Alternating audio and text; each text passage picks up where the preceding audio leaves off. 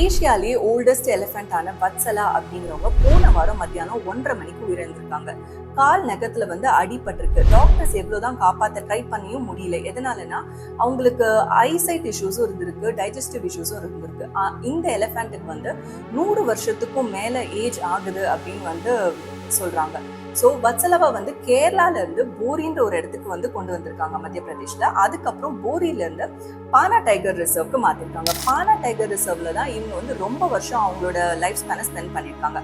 அங்க இருக்கிற ஃபீமேல் எலிஃபென்ட்ஸ்க்குலாம் இவங்க ஒரு நல்ல கைடா இருந்திருக்காங்க. எப்பவுமே ஒரு காமன் கம்போஷரான எலிஃபென்ட் அப்படின்னு சொல்றாங்க. வத்சலாக்கு குட்டி கிடையாது, இருந்தாலுமே மற்ற ஃபீமேல் எலிஃபென்ட்ஸ் குட்டி போடும்போது அந்த குட்டி ரொம்பவே அழகா பார்த்துப்பாங்களாம். அதனால அங்க இருக்கிற அந்த பானா டைகர் ரிசர்வ்ல இருக்கிற பீப்புள் எல்லாம் இவங்களை தாதின்னு சொல்லி கூப்பிடுவாங்களாம் செல்லமா. கிராண்ட் மதர் ஆஃப் எலிஃபென்ட்னு சொல்லுவாங்க. மத்திய பிரதேஷோட சீஃப் மினிஸ்டர் மோகன் யாதவ் வத்சலாக்கு ஃபைனல் ட்ரிபியூட் கொடுத்திருக்காரு. வத்சலா அனிமல் கம்யூனிகேஷன்ல என்ன சொன்னாங்கன்னு பார்க்கலாமா?